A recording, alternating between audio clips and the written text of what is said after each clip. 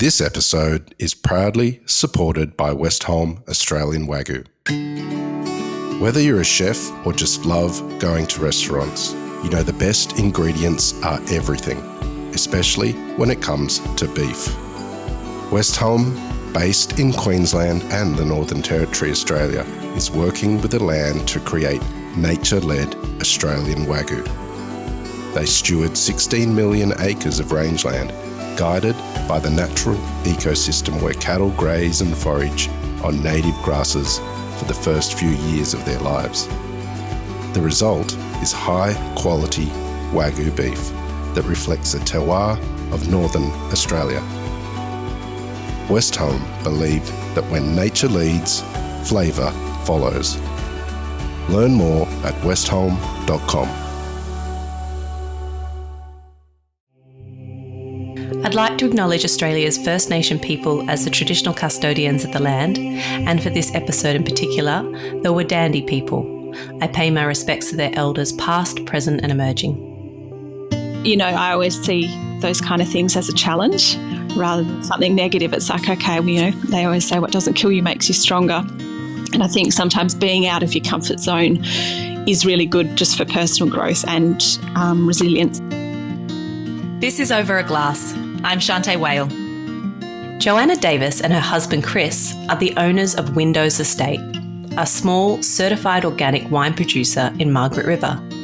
Their values lie in regenerative farming, coupled with the peace and hustle of family country life. Hi Jo, thanks for joining me. Hi, how are you? I'm very well. It wasn't long ago we were standing having a chat, drinking some beautiful wines of yours, and I immediately fell in love. I'd love to know a little bit more about Windows Estate, but also about you. Tell me a little bit about where you grew up and how you fell into the wine business. Sure. So I actually didn't go very far. I grew up on a sheep and cattle farm, fourth generation sheep and cattle farm out the back of Busselton, which is only about 50 or 60 kilometres from our current farm. So I grew up my whole life there. And met my husband, Chris, when we were quite young, 17, I think I was when I met him. One of those. And he was already involved in viticulture. So he had moved down from Perth. He'd grown up in the hills in Perth and moved down when he was 17, started working in vineyards down here. And that's sort of how we met and how it started. The vineyard that we are currently on now, Windows Estate, so we're in Yellingup, so probably about 5 minutes south of Yellingup town site. Beautiful 47 hectare property that we are on. 60% of it is conservation zone, and we have 9 hectares of vines on the property.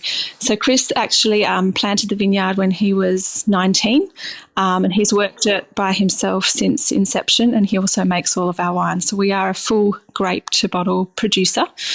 And he's, like I said before, he's viticulture trained. He's not winemaking trained, but for us wine is always about site and season and reflecting that. So for us to have the same person grow the grapes, you know, that makes the wine, we kind of feel that's the best representation we can get of our fruit and of our land year in, year out. Well, I mean, I have to go back, first of all. 19, that's astonishing. But where did you both meet? Did you meet at school? We didn't. It's really tacky. We met at a nightclub in Dunsborough. Oh, no, you've got to set the scene for me. Were you dancing? Were you at the bar? How did he approach you? You approach him? No, I can't remember that part. I do remember I spotted him across the room, and I was with a friend, and I was like, who's that? And she sort of said, I think his name's Davo, don't really know. And I was like, I'm going to marry that guy. And she just looked at me. And, I think 5 or 6 years later I did. We'd kind of worked out we had met each other, or not met, but seen each other before at schoolies, which then goes back even further, I suppose. So it was few little things, few little run-ins before, but never actually having the opportunity to meet until then. So, yeah, from there on, it was kind of, yeah. Anyway, yeah. I wish I had a more romantic story than that, but I don't. No. I think that's gorgeous. I mean, that is romantic for people these days that meet over all their apps. That's super romantic. Yeah. That's a really good point, actually. I think I've got a few people in my life that are couples that met really early on, and it's fascinating watching them together because they know each other so well, but they're so tightly knit. Like, I just think it's very rare for that to happen, but when it does, it's like a little miracle. And yeah, you do grow as one, if that makes sense. Very similar but different, but you just know the other person so well. And I suppose, like you said, with all the kind of changes through life, you would see each other, like you said, grow and become totally different individuals with each big change, and you would have seen each other through it and know each other, how you've developed. I mean, I think it's a beautiful, beautiful thing, and like I said, it's a miracle as well. So 19, I don't understand how you can know what you want to do at 19. And what about you? Did you think, okay, we're gonna plant a vineyard and this is what we're gonna do, or were you thinking, oh, I kind of want to go over to Europe and do things? I mean, where were you at? Yeah, so with Chris, he had been, as soon as he moved down from Perth, he needed a job, and it was pruning season. So he got a job pruning in the vineyard, Redbrook Vineyard, Evans and Tate's vineyard. So he got a job pruning there, and then he got kept on after pruning. So he kind of worked there for a couple of years. So he was in the industry already. He's very much the type of person that he loves being outside. He can't sit still for 2 minutes. He loves physical work. He loves sort of seeing a result at the end of the day. So farming suits him perfectly, quite an intuitive person as well. And his parents had what is now our property at the time. So that was when there was 2 hectares already planted by the previous owner in 96. So it was a hectare of Chenin and a hectare of Cabernet. So 3-year-old vines, and then the rest of it was kind of planted up over a period sort of from 1999, I think, through to about 2014, but the bulk in 99. So, yeah, he kind of went from there working that, then, took out a long-term lease on it, and then we bought it. So he's kind of got his life's work now, which is nice, because when you do have a property and a farm, it does take everything, and you put everything into it. So for him to kind of, to be able to call it his now is pretty special.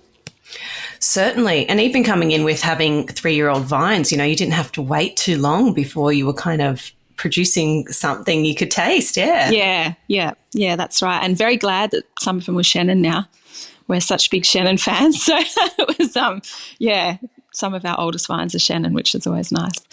So from my side of things, I actually was an accountant prior to this. I then sort of did a slight move to accounting within the wine industry. So I worked for a larger winery for a while, and then we kind of had kids, and then we sort of put everything into building this brand, and now, the farm and everything with it. So it's a beautiful industry.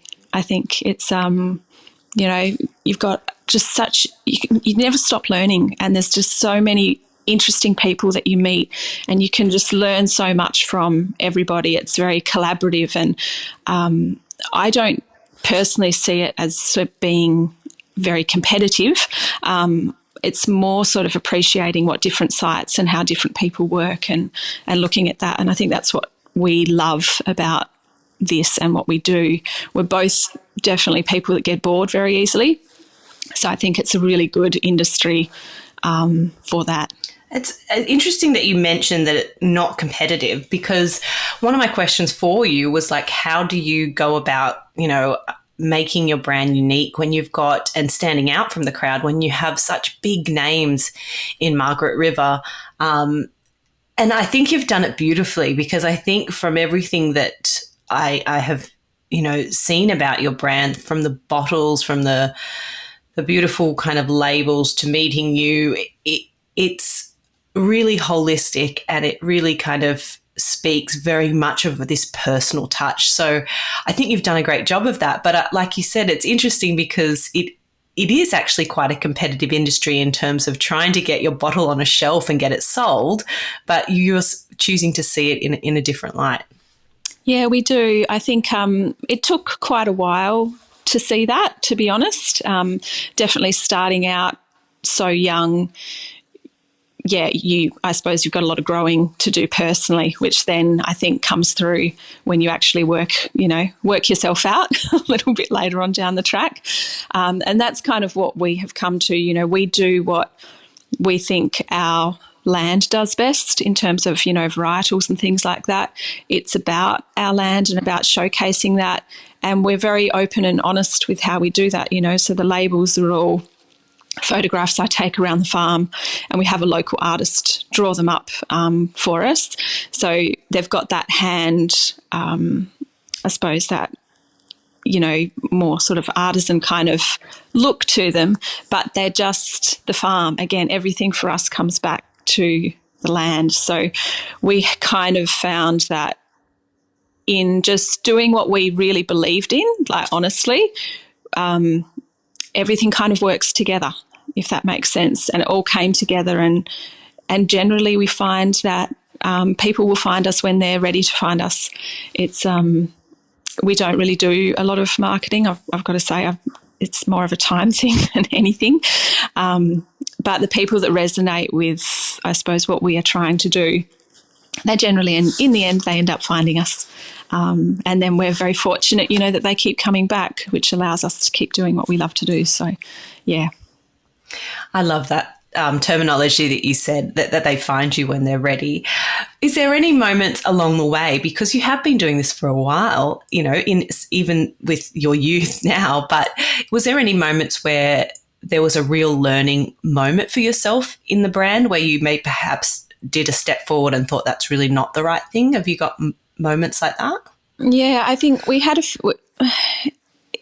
I think we used to look around sideways a lot at what other people were doing and sort of saying, oh, well, they're doing this really well, we need to try and do the same thing. And I think that was, the realisation that it's not about trying to be what somebody else is or trying to emulate what someone else is doing. You've actually got to be doing what you believe in.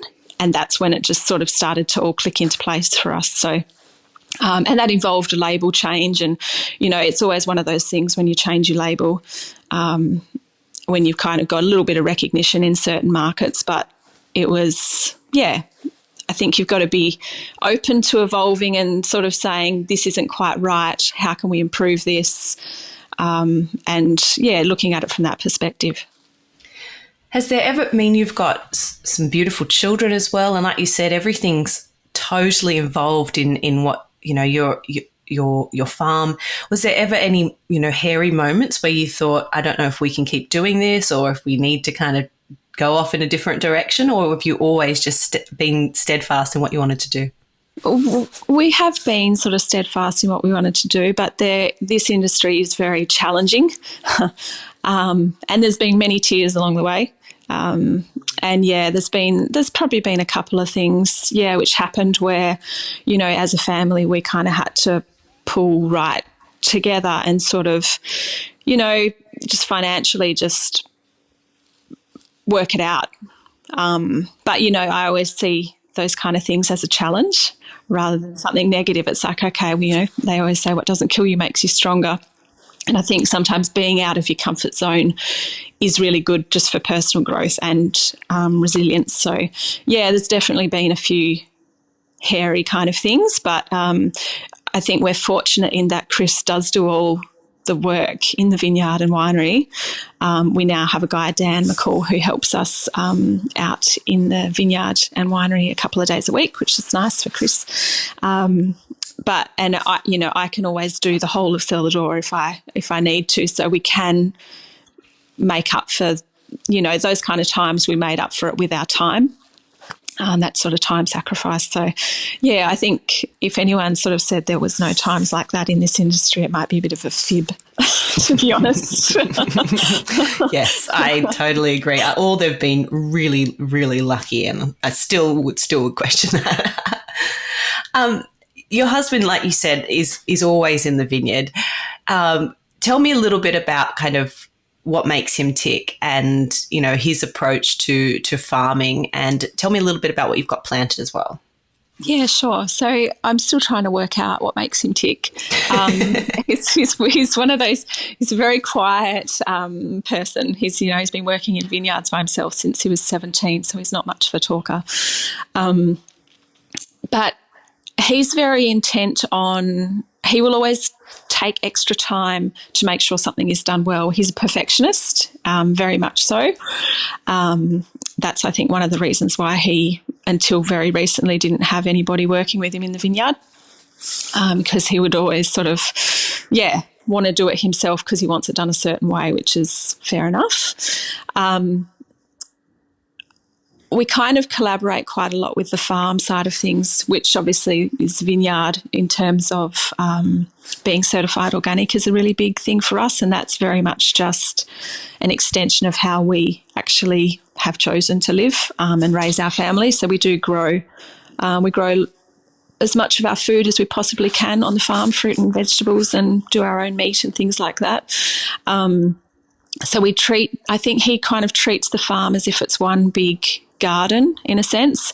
We always look at it as one ecosystem, and every decision that we make in terms of vineyard or winery or doing something on the farm, it's more how is that going to impact the rest of the ecosystem. So we don't look at things in isolation. It's very much looked at from a whole farm point of view. So he's actually planted the vineyard up in 3 different blocks across the farm.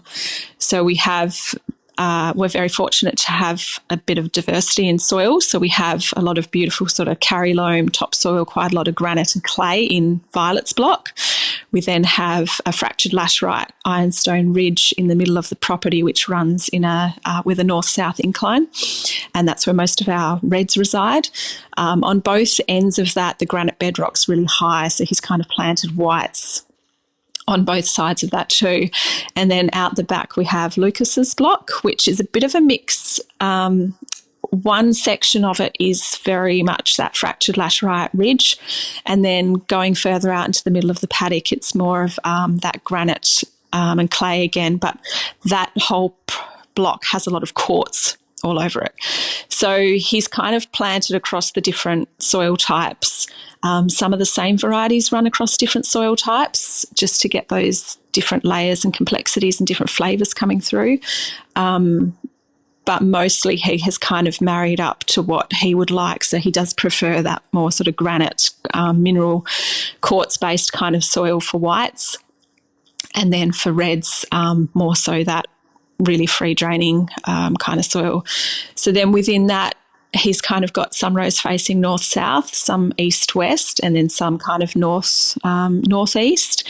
And then we've got a bit of a clonal selection amongst all of our varieties. So we have 5 clones of Chardonnay, 4 of Cabernet, and a minimum of 2 of everything else. So he's right back at the beginning, he kind of looked at it and he was like, oh, it'd be good if we had different layers and different flavours and characters developing from the actual fruit itself. And I think that stems from his love of viticulture and vineyard, whereas for us, I suppose the winery is just a preservation process. We kind of want everything there from the start, from when the fruit actually comes in.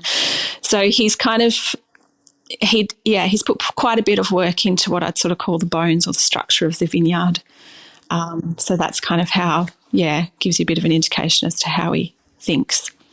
When you look at your website and look at the vineyard, it really does make a lot of sense, actually. And when I was looking through it, I was like, yep, okay, what's planted there? That makes a lot of sense there, and that's well protected, and that's north.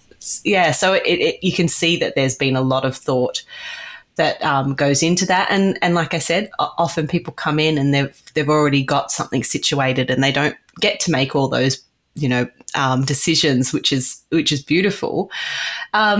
There's quite a bit of forestry on your property too, is that right? There is. Yeah, there is. So 60% of it is a conservation zone. So we are not allowed to touch that. Which is kind of nice because I'm not sure I think we could handle much more work on the farm, to be honest. But it's a really beautiful little pocket to have. It's part of that whole ecosystem, and that forest has never been touched. So there is some absolutely monstrous trees out there. It's beautiful to sort of go bushwalking through, but the ground is also very spongy. And in the last couple of years, I've actually been making like a compost tea brew from the soil from those really spongy areas of that bushland. And it's kind of one of those things where you sort of start to pull away the soil slightly and you can actually see all the fungal webs in there. So for us, I sort of thought, well, if we're going to be, with organics, we're always trying to improve the soil as well. And instead of bringing on, inputs to make a compost to then make a compost tea, I kind of felt like I had that out there already. That's decomposed from our property, and everything that is there, works within our climate. So kind of make a brew, and in winter we do soil drenches, with sort of fish and kelp and fulvic acid and things like that. And then we also put in my special potion, as my kids call it. I hope they don't call you a witch. Yeah, they do. Which is fine. I'm okay with that. I'm a good witch. That's right. There are the good witches, the white witches. Yeah, that's it. That's me. Your property does look beautiful. You also have an eco cabin on there. When did that kind of come into being? Yeah, we do. So the idea from that kind of came around, it was probably 2017, because it took 2 years to do the paperwork to get it through the city. And then we started building it, and we actually finished it in December 2019. So opened it January 2020, which fortunately was probably the best time for us, obviously, with Western Australia being locked in for a couple of years. There was a lot of focus on local tourism and local travel, and that was brand new. And it was really I don't think there was really anything else in the region like it. It's only 32 square metres, so the entire cabin, the whole idea behind it was everything you need and nothing you don't. Very much placed in one of our favourite spots on the farm, overlooking the biggest dam and overlooking Violet's Block out the front. So it's very quiet and very peaceful, and we did make the decision to do only one because we didn't want guests to have to see somebody else if they didn't want to. And we've got a beautiful outdoor bath sitting up on the dam, so best not to have too many people around with that. I love that it's adults only, and because it kind of takes that decision away for people. You know what I mean? Like, unfortunately, it's adults only, and we can't take you. Well, it was a tricky kind of one, but being that it's only 7 metres from a dam, I'm just not willing to take that risk. So that was the big. The big decision was it's too close to water. So, no, it's just a no. But, it was also about just having a place where people could come and just there's no Wi-Fi in there, there's no TV, just reconnect with their partner or have some alone time. We quite often have people come and stay by themselves, and I think that's really nice because we don't take enough time, I think, these days to sort of just be. But, the whole intention as well with it was to, we kind of figure if you want to get people caring about the environment, there needs to be a connection to it. So this was our way of providing a connection for people that might come from different countries who don't have a lot of nature around them, just to kind of see that rawness and that beauty that exists within nature that sometimes we pass by because we're too busy. Absolutely. And I think that, that's summed up in there's a couple of shots and I was like, oh, I would love to be in that bath alone with no one talking to me. It immediately spoke to me. Tell me a little bit about the decision around winemaking. How does that happen? Who's involved in that? And what's your approach there? Yeah, so winemaking is very much Chris's thing. When he first started making the wines, we had a consultant come in, Mick Scott, who was previously of Piero and Rosalie. And him and Chris really clicked. Like he kind of understood Chris and his quietness, and they worked really well together. So he kind of taught Chris the finer details of winemaking. In saying that, everything we do is very, I would say, very raw from a winemaking point of view. Because it is very much for us about the vineyard. So Chris, we do handpick everything across the property. Chris is very much intuitive in terms of when to pick, so he doesn't look at Beaumays, which always freaks me out coming from a numbers background. But I've got to sort of trust that he sort of knows what he's doing. Very much tasting, looking at the health and the state of the vines too, because we are very big on making sure we have that energy and that life force still running in the vines. So he doesn't want the vines to get to a point where, they're starting to shut down. And while you get that sort of richer kind of jammy fruit coming through, he wants that energy. So he likes to sort of still pick when the vines are very much in, a really good state. And acid is a really big thing for us too, because we don't adjust acids in the winery. So they have to be picked when, that natural acid is still there and will be there for the end wine too. So balance is the key. We kind of figure if everything is right out in the vineyard, when the fruit comes in, then we don't have to do anything to it. We don't have to fix anything. So that's probably the biggest decision I think he would say he would make all year is picking date. Once it comes into the winery, very hands-off and everything is done manually. So after hand-picking, our winery is quite literally between 10 and the furthest blocks is probably 400 metres away. So it comes in there.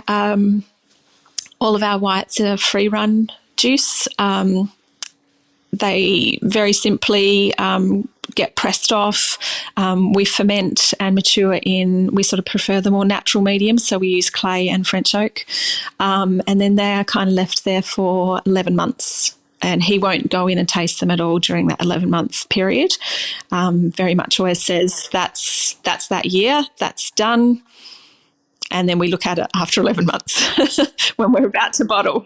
So, yeah, that's kind of the whites. And then reds, very small open fermenters, so 500-litre, 1,000-litre open fermenters. He plunges everything manually by hand. And then we have a little 250-kilo basket press that all of our reds go through. And then similarly, they go into combination of French oak and amphora. And same thing, but they're 18 months before we look at those. Wow, there's so much trust, and I think that's a beautiful thing.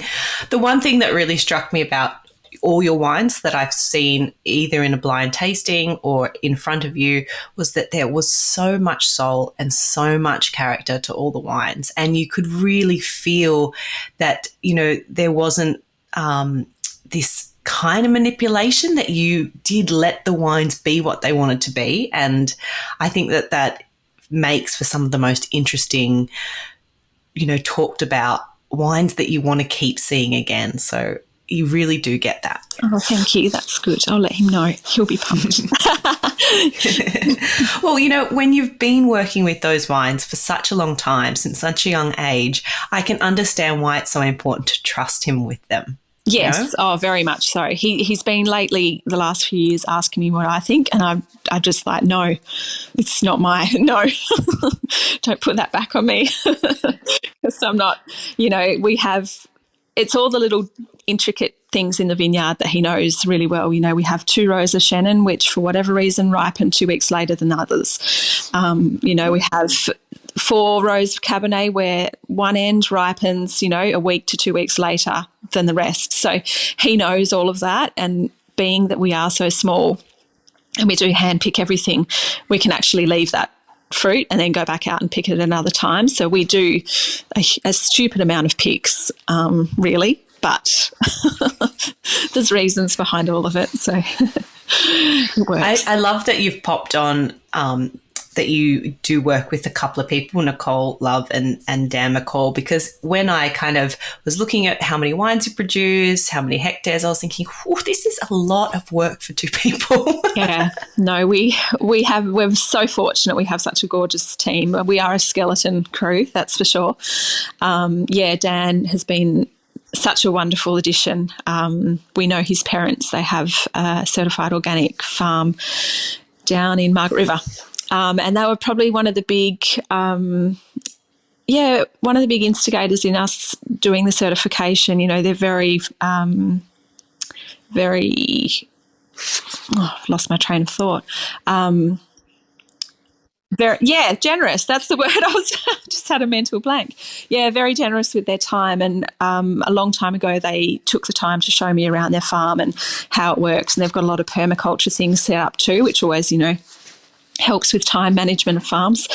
And so, we have Dan on board now, and he's wonderful. And then Nicole is just absolutely gorgeous. So she works in cellar door with me, and she also manages the cabin for us. So between the four of us, we get it done. They do. They resonate with what we're doing, and they do work very hard for us. And we're very fortunate to have them. I'd love to know, you've got a bit of a green thumb yourself because you look after your vegetables and a few bits and pieces. Do you love being out in your veggie patch? Oh, I do. Yeah. That's a pretty recent thing for me. I used to kill succulents. So now that I grow most of the food that we eat, I'm always just in awe of how you can plant a small seed and just get produce off it for months and months. It never ceases to amaze me, but it is very much a happy place, to kind of be outside and, just in the middle of nature and be able to grow the food and have the kids know where their food comes from. And, our youngest has very much been brought up like that the whole time, and we don't really go into supermarkets actually at all. There's a small growers market that I'll sort of get our milk and dairy and that from. And then if we are lacking anything in fruit or vegetable department, we have a friend who has a organic market garden that we get excess from. So, she actually walked into a supermarket. I think we were on holidays, and she's like, Mum, blueberries are in season. And I'm like, oh, no, darling, they're not. And she's like, but they're here. And I'm like, oh, yeah, they come from further away. And she's like, look at all the food. She's like, there's just food everywhere. And I was just like, oh, my goodness. I hadn't thought about what that would look like to her. It was quite funny. I think a few of the people were sort of looking at us going, what is going on over there? What planet did they come from? Yeah, exactly. Sort of been, homesteading out in the bush. Oh, well, it sounds like an idyllic way to live and a real privilege as well in this day and age. It is a privilege. Yeah. Very much a privilege. Yeah, no, we don't take it for granted. Well, I've fallen in love even more with you and also with everything that you guys do. I feel like I probably stumbled onto your wines a little later than I would have liked to, but I'm absolutely thrilled that I have. I'd like to know, what are you most proud of in your career or in your life so far? Aside from family, it would definitely be that we have just people who keep coming back into the vineyard and the winery. Some people have been coming in for sort of 14 years and they keep coming back year in, year out, and you see them grow, coming without kids and then with kids, and then kids are older and then the kids are driving, all that kind of stuff.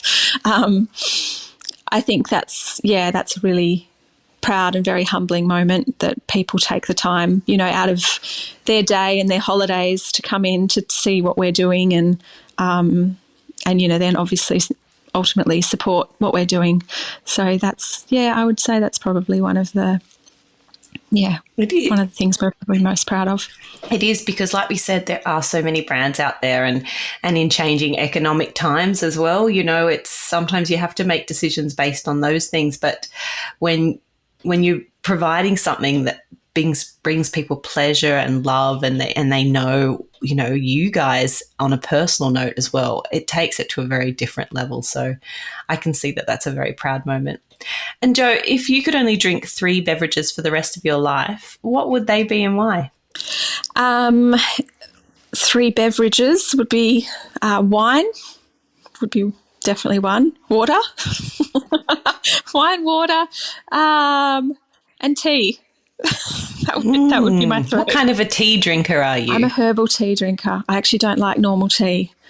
But, yeah, I love herbal teas. We grow a lot of herbs on the farm, so I make a lot of tea from those. But, yeah, for wine is actually probably the only real alcoholic beverage that I drink. Chris is a beer drinker too, but we just love wine. We love, yeah, it's to be able to sort of try something from that you've never heard of, from a little pocket or a little patch of soil somewhere in the world, and get a reflection of that in a glass, you know, thousands of miles away is a beautiful thing. I think it's it's pretty special.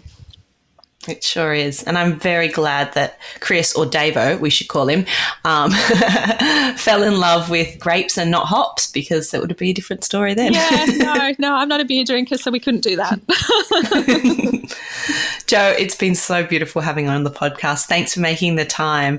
I really do hope I get to see your beautiful part of the world, because, like I said, it just sounds like a really special, special place. So I hope I get to see it sometime. Yeah. And you have to come over. Keep doing what you're doing. Yeah, thank you very much. Appreciate you having us on. Thank you.